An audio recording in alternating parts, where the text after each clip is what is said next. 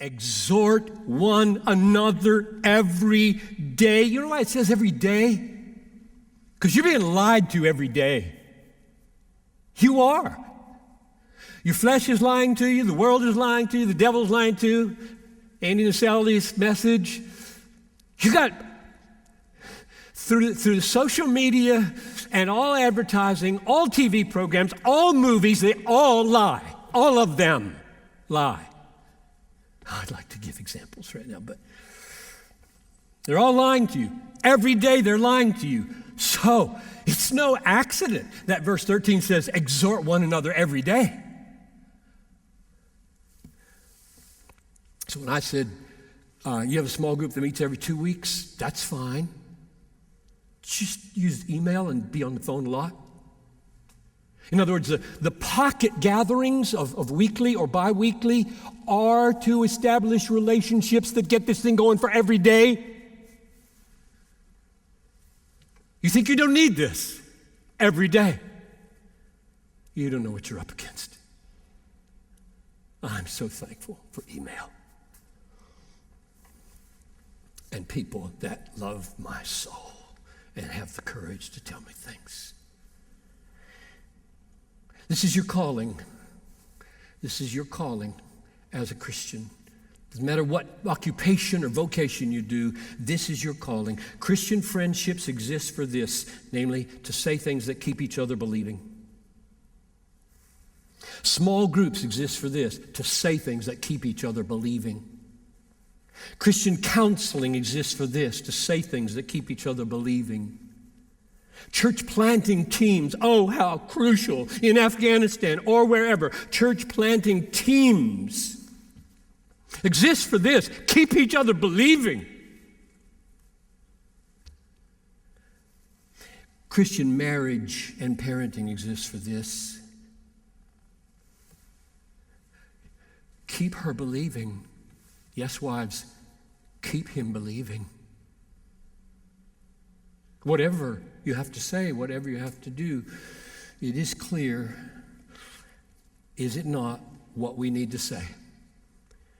If the essence of deceit,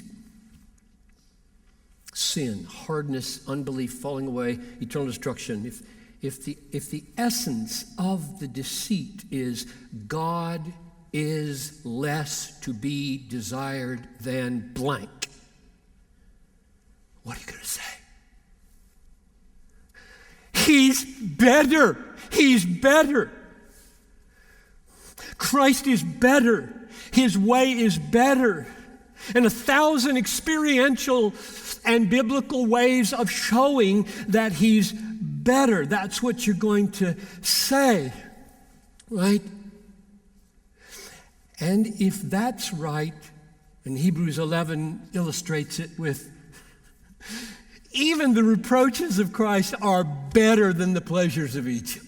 Chapter 11, verse 26. Even the reproaches of the Christ are greater wealth than the treasures of Egypt. If that's the positive things we're going to say, the negative is also true.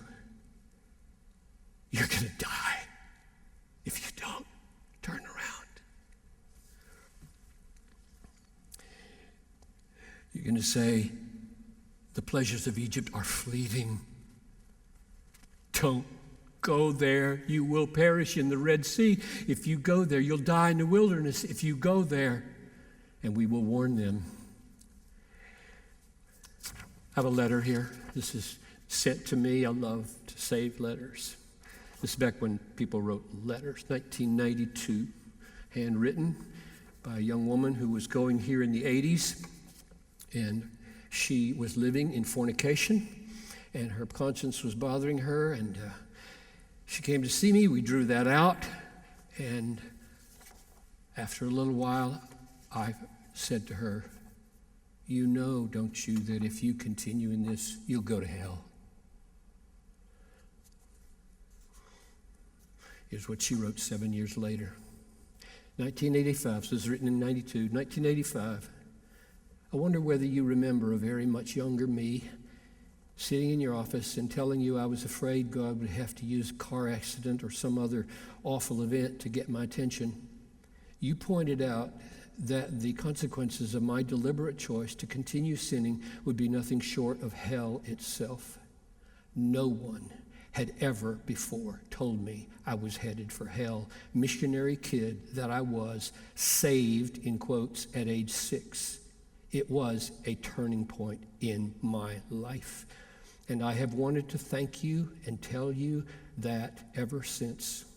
I assured Mom that a warning such as that in 1985 conversation made me feel the more loved after I heard what you really think of it in listening to your message.